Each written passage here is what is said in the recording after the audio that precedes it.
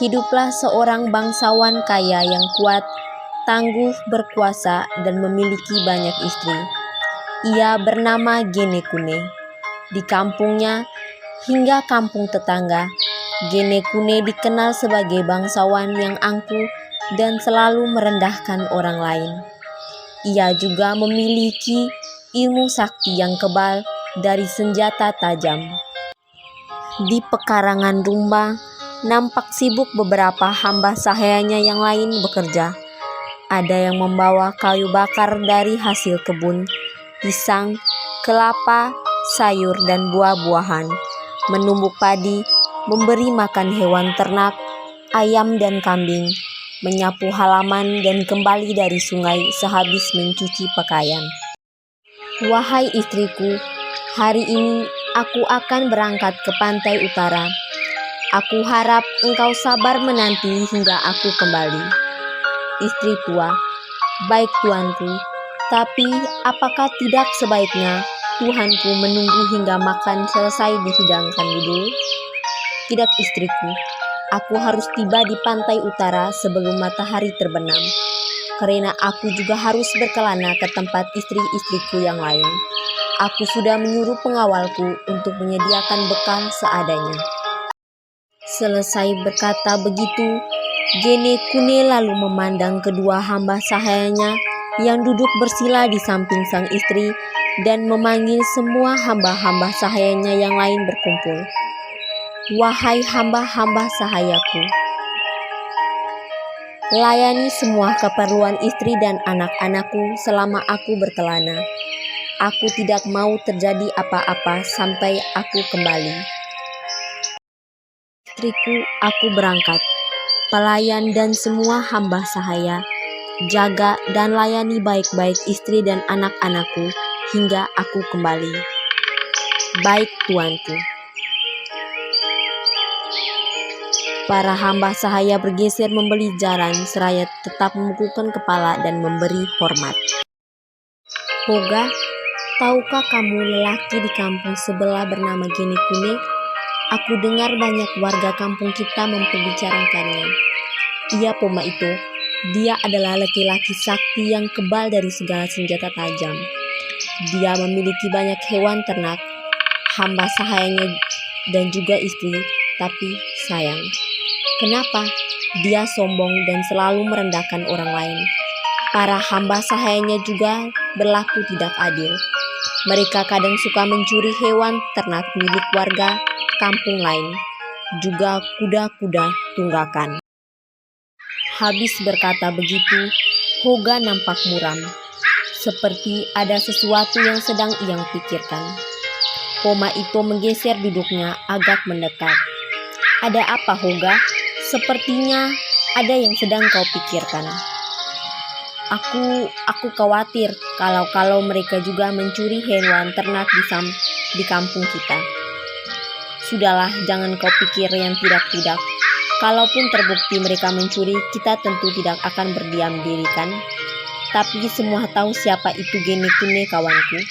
Ya, tapi mereka juga tahu kalau yang salah itu tidak selamanya bisa menang. Sudahlah, sekarang kamu tunggu di sini jaga gembalaan kita. Aku mau ke gubuk sebentar. Habis berkata begitu, Poma itu bangkit dari duduknya berjalan meninggalkan kawannya itu. Poma itu meninggalkan kawannya sendiri di tengah padang. Lelaki yang selalu setia menemani Poma itu masih duduk. Ia nampak sangat letih. Kepalanya sangat berat menahan ngantuk. Hingga beberapa saat kemudian, sepeninggal Poma itu, lelaki itu pun nampak mulai tertidur. Di tengah tidur lelapnya, tanpa sadar, tiba-tiba berkebelat dua bayangan lelaki bercadar. Mereka sepertinya parah pencuri ulung. Salah seorang di antara mereka langsung mengambil 2 ekor hewan ternak dan satunya lagi mencuri Moka Oki, kuda putih kesayangan Poma itu. Merasa aman, mereka pun kabur meninggalkan tempat itu. Ketika Poma itu datang, langkahnya terhentikan. Matanya menangkap sesuatu yang aneh. Di sana, di pohon tambatan kuda, Ia tidak melihat kuda putih kesayangannya. "Hoga, bangun! Ada apa, Poma itu? Lihat, kuda putih Moka Oki hilang. Mungkin hewan gembalaannya juga." "Astaga, sial, ini pasti kerjaan hamba sahaya Gene Kune." "Jangan berkata begitu, sebaiknya kita mencari dulu. Siapa tahu mereka masih ada di sekitar sini. Ayo." Di tengah lahapnya mereka menikmati daging panggang, datanglah Poma Ito dan Hoka, sahabatnya di perbatasan desa itu. Mereka menatap penuh curiga. Nampak mereka saling membisikkan sesuatu secara terus menatap curiga Poma Ito dan kawannya. Poma Ito dan Hoga mencurigai kalau apa yang mereka makan adalah daging dari kuda milik Poma Ito dan Hoga. Di tengah suasana itu, tiba-tiba datanglah bangsawan Gene Kune ditemani kedua pengawal setianya. "Salam tuanku, ada apa ini dan siapa kedua pemuda ini?" "Maaf tuan, kami dari kampung Kebo, Gunung Mendora. Kami hendak mencari kuda tunggakan kami yang hilang." "Iya tuan, saya Poma Ito dan ini Hoga, kawan saya. Beberapa hari yang lalu, kuda dan 2 ekor kambing kami hilang saat kami sedang mengembala. Kami sudah mencari ke seluruh kampung dan juga kampung-kampung tetangga, tapi tidak kami temukan. Lalu kami mencoba mencari kemari dan menemukan 2 lelaki ini sedang membakar daging kuda kami. Kami yakin itu kuda yang kami cari tuan."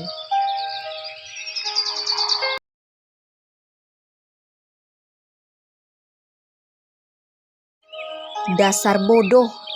Apa kamu pikir dengan sepotong kulit ini bisa membuktikan kalau itu adalah kuda kamu?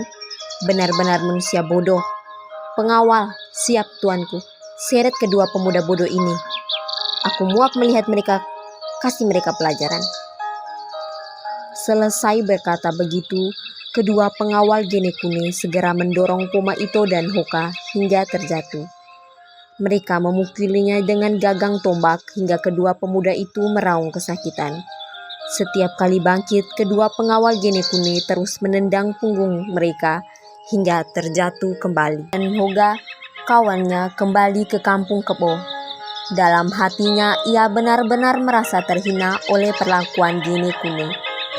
Para tua kampung dan warga menyambutnya dengan sedih. Mereka mengobati luka-luka memar di sekitar tubuhnya. Seminggu kemudian, Poma Ito merencanakan serangan balasan.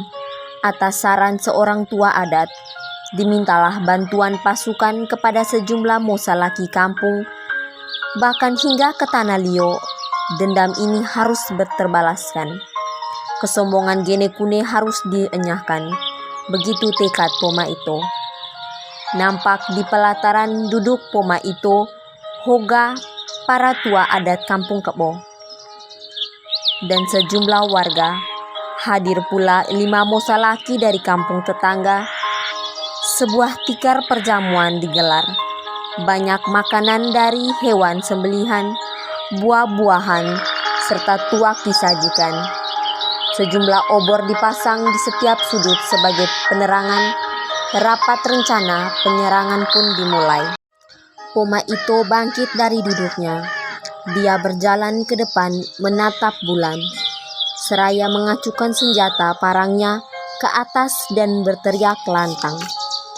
"Aku Poma Ito akan menuntut balas padamu Gene Kune. Kesombonganmu harus lenyap di muka bumi."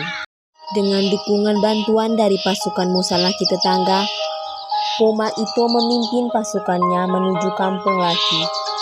Mereka berangkat malam hari agar pergerakannya tidak diketahui oleh Gene Kune. Namun sayang, sesampainya di perbatasan, seorang mata-mata menyampaikan kalau saat itu Gene Kune tidak ada di tempat. Ia masih keluar berkelana ke pantai selatan. Poma Ito dan pasukannya kembali ke kampung Kebo dengan tangan hampa. Suatu pagi menjelang siang, Poma Ito nampak sedang duduk di bawah sebuah pohon rindang, ditemani Hoga. Sementara para musalaki pasukan Kebo juga duduk beristirahat tidak jauh dari tempat itu. Sejumlah pasukan pengawal berdiri sigap dengan berbagai senjata perang. Sepertinya kali ini kita belum bisa menaklukkan Genekune. Sabar Poma Ito, mungkin Yang Maha Kuasa dan para leluhur belum merestui. Hoga, ada apa Poma Ito? Sepertinya engkau sedang memikirkan sesuatu. Entahlah Hoga, aku ingin sekali membunuh bangsawan sombong yang telah menghina kita itu. Tapi aku ragu apakah aku sanggup. Semua tahu siapa Genekune, lelaki sakti dan kebal dari segala senjata. Jangan takut anak muda, setiap kesaktian pasti ada kelemahannya. Kami siap membantumu. Poma Ito berdiri memandang langit, diangkatnya senjata itu seraya berseru. Demi para leluhur, wahai semua yang ada di sini, saksikanlah, aku ingin meyakinkan hatiku berjaya di pertempuran ini. Dan pasukan bala bantuannya kembali bergerak menuju kampung Laki. Sesuai petunjuk dari dukun Inewea, mereka terus bergerak mendekat. Sementara Genekune hendak pamit untuk kembali berkelana, tidak menyadari rencana serangan itu. Hingga tiba-tiba datang seorang mata-mata memberitahu kalau pasukan Poma Ito sudah masuk ke perbatasan kampung. Pertempuran pun tidak bisa dihindarkan. Pertempuran sengit benar-benar terjadi. Banyak korban berjatuhan dari keduanya. Hingga akhirnya dalam sebuah kesempatan, Poma Ito berhasil menembak kaki kuda Genekune hingga terjatuh. Poma Ito segera mengambil senjata kebesaran bangsawan itu, lalu dengan teriakan, "Demi para leluhur, terimalah kematianmu, hai lelaki sombong." Sret, dengan sekali tebasan, putuslah kepala Genekune. Lelaki itu tewas seketika. Semuanya terkejut. Pasukan Genekune takut dan menyerah. Poma Ito juga menebas lengan Genekune untuk mengambil Dolo sebagai harta rampasan perang. Lalu ia berdiri di tengah pertempuran, mengangkat potongan kepala Genekune seraya berseru lantang. Wahai para leluhur, saksikanlah hari ini. Aku berhasil memenggal kepala Genekune. Tidak ada lagi kesombongan di tanah Laki. Tidak ada lagi kesombongan di tanah Kebo. Dan tidak ada lagi kesombongan di tanah Dora. Hidup Poma Ito, hidup Poma Ito, berteriak dan diikuti serentak oleh semua prajurit Kebo yang ada di situ. Demikian cerita rakyat Genekune dan Poma Ito dari Kabupaten Nagekeo. Sekian dan terima kasih.